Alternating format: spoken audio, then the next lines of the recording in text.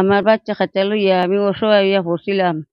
সাদানি সংসারটা আমার ধ্বংস হইয়া গেল, তছনছ হইয়া গেছে। আমরা কি করবো? আমরা রাস্তা নাই, ঘাট নাই, এবার বুক পানি, কোমর পানি ঘরের ভিতরে হাতরিয়া ফাতরিয়া আমার নাতি নাতুল বিদায় হয়েছে আসর কিন্তু এখন আমি আজকে 4 দিন ধরে ঘরের ভিতরে খেয়ে খাওয়ান খেয়ে বউন আমি অসহায় পড়ে দিছি। আমার কেউ দেখে না, কেউ যে করে না।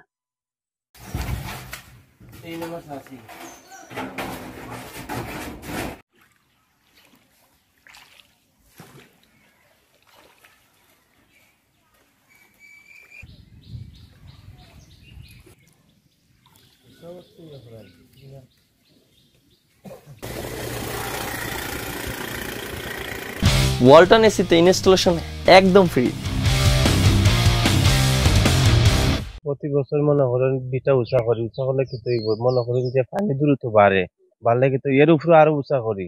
এখন তো মনে কোনো সমাধান পাইতেছি না। এখন যদি মনে হয় সমাধান পাইতে হয় একমাত্র আল্লাহ ছাড়া আর সরকার ছাড়া কেউ নাই।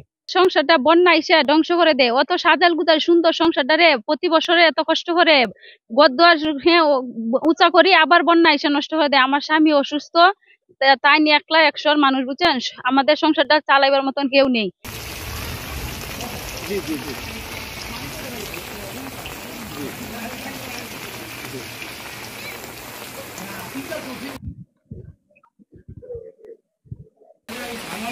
গত বছর তো বন্যা হয় না, দিয়েছি ময়দা দিয়েছি, বিস্কুট দিয়েছি, সেলাই দিয়েছি, লবণ দিয়েছি, মানে নিত্য প্রয়োজনীয় জিনিস যা লাগে দিয়ে দিয়েছি।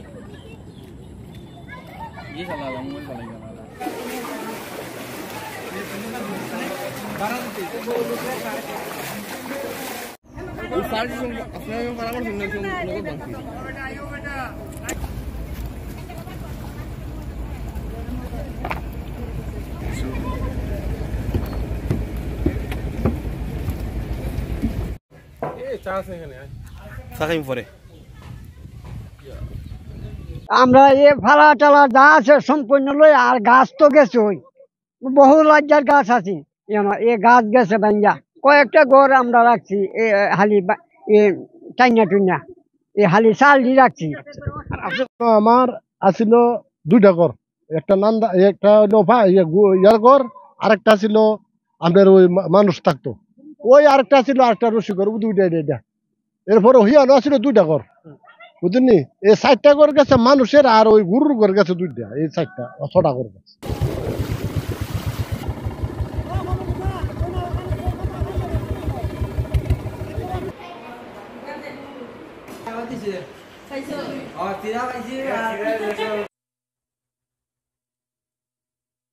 সুনামগঞ্জের যে পাহাড়ি ডল নামে প্রধান নদী সুরমা সহ সব নদীর নাব্যতা কমে গেছে, হাওরের নাব্যতা কমে গেছে।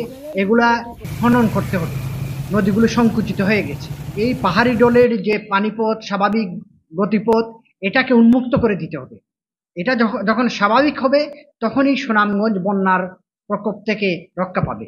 কিন্তু এটি হচ্ছে না। আমরা মনে করি পরিকল্পিতভাবে সুনামগঞ্জের সুরমা সহ সকল নদী এবং যে সমস্ত হাওর ভরাট হয়ে গেছে সেগুলো খনন করা জরুরি।